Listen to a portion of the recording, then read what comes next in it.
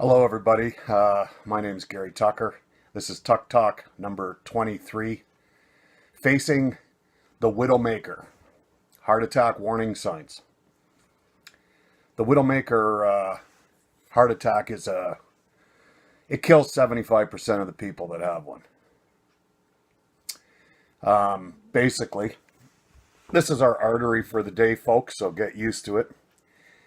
The the LAD is a significant artery that runs down here. And if it gets clogged, that is a Widowmaker heart attack, for the sake of description.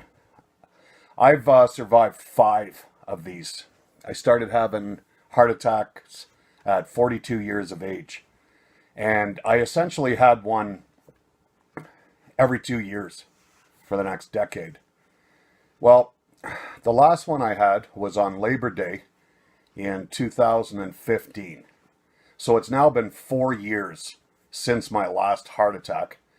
And I know my body well enough to know that I'm on the verge of having another one. I am about to have another Widowmaker heart attack. Now, after I had my last heart attack, the surgeon said to me, "That's it, there's nothing more that we can do. When you have another heart attack, it's going to kill you. There's no more room in your body to put stents." So, let's recap here. I've already had 5. I have 7 stents, which are basically little pieces of straw that they put in support of an artery that's leaking or corroded to the point where it can no longer carry blood. That's what a stent is, okay? Little piece of straw that works in lieu of an artery. So heart attack number 6 is imminent. I know that from experience. I'm an expert. 75% of my competitors, they're all dead.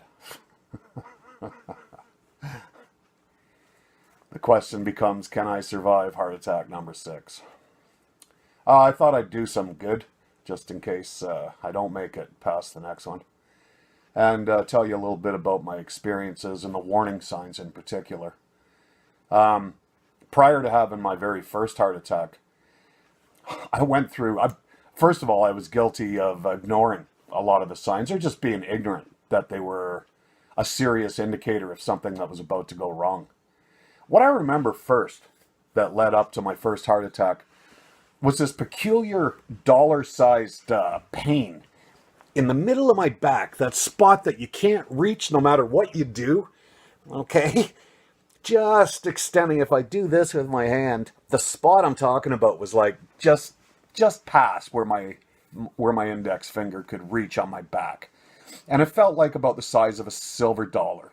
And it would be just this persistent pain that was there morning, noon, and night. You know, sometimes in slightly varying degrees of intensity. Not enough to drive me insane, just enough to irritate me and make me aware of it. I remember that. Shortness of breath and chest pain are probably the 2 leading indicators that a heart attack is imminent. And this is what's led me to know that I've got another heart attack about to happen. During the last 2 weeks, I've had 10 incidents where I was exerting myself past normal. Now, I'm not talking running a marathon here, but walking up a steep hill, walking up a steep set of stairs, 3 flights of stairs. I was cutting wood, and I thought I was having a heart attack at that point. After splitting wood, cutting wood with a chainsaw, I developed this really tight, intense pain in the center of my chest, and it began to radiate into my left arm, at which point I stopped. And I let my heart rate come down. Eventually, within 30 minutes, I was back to normal and there was no pain. What these 10 experiences in the last 2 weeks are indicating to me is that when I exert myself, when I raise my heart rate past a certain point, blood is trying to travel through this artery at an increased volume, and it's unable to do so. It's clogged, or it's beginning to clog. Either a blood clot is forming, plaque has built up on the inside of this artery to the point where it's narrowed and blood can't flow through it at the volume it needs to support an increased workload.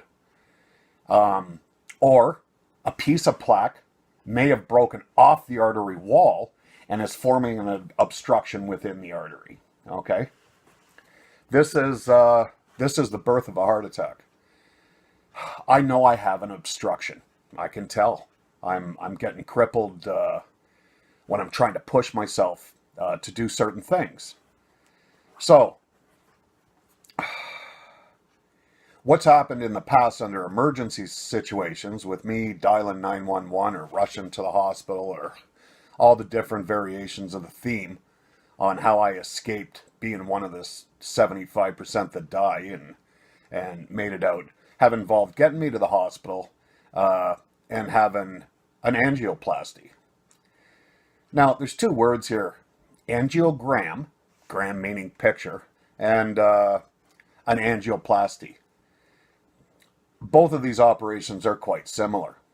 They involve feeding a wire, okay, either through your wrist, they go in right about here on your wrist, and then the wire goes up your arm, across your chest, and in the case of an angiogram, there's a camera attached to the end of that wire, and they begin checking out arteries to see if they can determine where the clog is.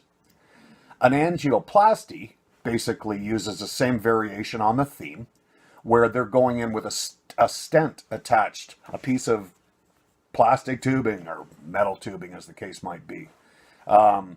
And they're going into that clogged artery after they've found a way to clear the obstruction, either just poking that wire through it that we just seen, or whatever other methods they might use to dislodge or dissolve that clot.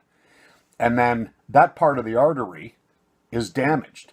So they slip that stent in there, which then balloons up afterward through some technique that they use.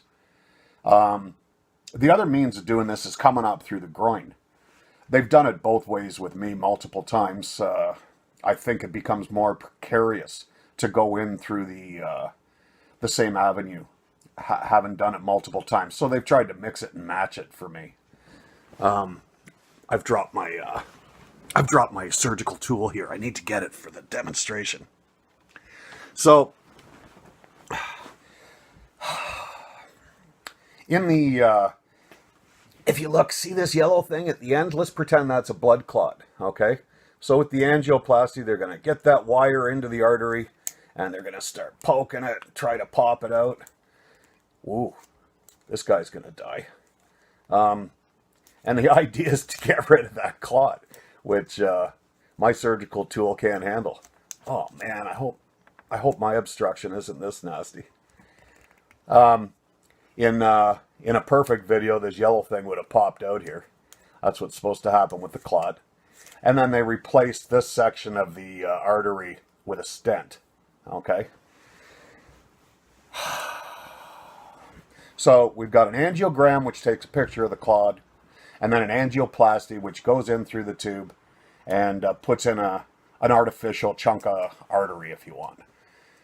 A metal tube. And the idea is that blood will be able to continue to flow there at the required amount without causing pain or leading to death.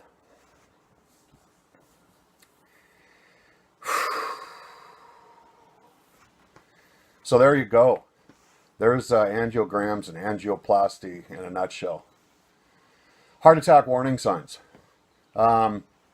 For everybody's body's different and they manifest differently.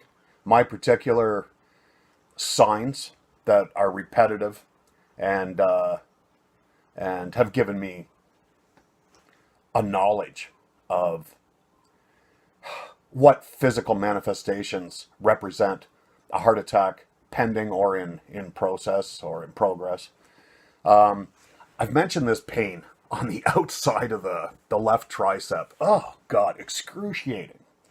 The other one that was typical during my heart attacks was numbness in the fingers of my left hand in particular. And in some cases, almost total paralysis, inability to even operate that left hand. but massive amounts of tingling. The pain level for me manifests as nausea. And I have vomited during some of them, and I felt like I was going to vomit on all of them. So strong, overpowering feeling of nausea, which my belief is that is just a reflection of the pain level that one is experiencing. And the pain can get quite intense. I don't know where the idea of I just want to have a heart attack and die peacefully in my sleep. I don't know where that idea came from, because for me, pain is a big equation of every heart attack I've ever came. It hasn't been very peaceful whatsoever. They hurt. I remember the last one on Labor Day, just begging the ambulance attendant for some painkiller. And he said, "We've already given you 4 shots of morphine." I said, "It hasn't done a damn thing. It hurts like hell." Another crazy little something to look forward to is they do not put you out for this operation. Either the angiogram or the angioplasty, you're conscious. Okay? That's scary, because with a wire going in through your artery, if you jerk from a pain response or a panic response, you could cause that wire to burst through the artery and you'd bleed to death.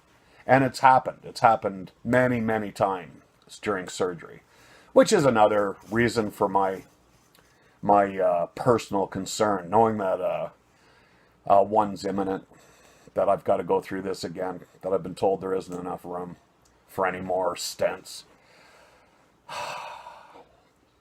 I don't want the wire popping through my artery and killing me on the operating table. But I think every time they feed the wire through there, it's got to take its toll, on doing certain amounts of damage on its voyage from the wrist or the groin all the way up through these tiny little arteries in the heart. Whew. What an experience it is to be conscious, know that this is happening, and know that one false move on your part, and you bite the bullet. It's unpleasant mentally. The operation itself, well, I've had varying degrees of pain during the operation. I think it was my 3rd heart attack, where they knocked the clot down into a smaller artery and they could no longer get at it. And they caused a complete blockage and killed off that particular arterial passageway of my heart. And it hurt. It hurt as much as anything I've ever experienced. And they just told me, no, there's nothing we can do. And as a piece of my heart died off, I just had to sit there and endure the pain of it dying off. That was pretty horrible. Vomiting. Wow. I've had some pretty intense vomiting coupled with sweating experiences.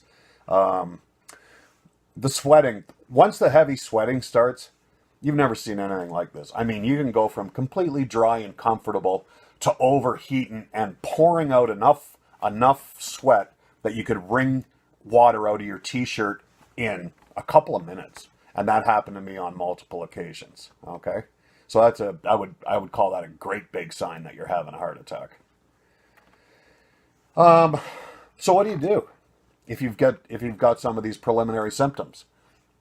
I just told you, I've got them, and for 2 weeks they've been intensifying. So on Monday, 2 days from now, I've got a doctor's appointment. I'm going to go in and I'm going to tell my doctor everything I just told you. And he's going to hook me up with my cardiologist, and I'm fortunate to have one of those in this city. And what I'm hoping is that they will go in, we'll schedule an angiogram appointment, we will go in, and they'll go in with the camera, prepared to do anything that they can in terms of surgery immediately thereafter, I would suspect. So they'll go in with the camera, see if they can find this blockage that I know is there because I feel it. And if they do, they'll determine if there's anything they can do about it based on its location. If they can push that yellow thing out, push that clot out with their wire, then they'll do that. If there's room for a stent, they'll put in a stent. In my case, if they go in and they determine that there isn't enough room to put in another stent, I don't know what's going to happen. So, probably a good time to put this video out. All right, folks. I will, I'll keep you updated. After my doctor's appointment, when I get things scheduled, I'll post, and if it comes down to me actually going in for surgery, I'll try to post a video before I go in. I want everybody to have a good weekend, and I hope this information helps somebody out there sooner or later. Okay? I will encourage you not to ignore these warning signs.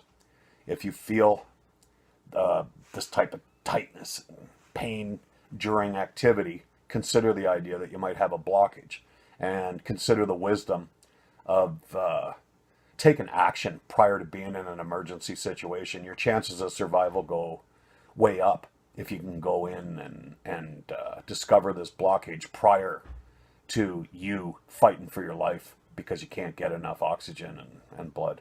Okay? Take care, everybody. Have a good weekend. We'll talk to you soon.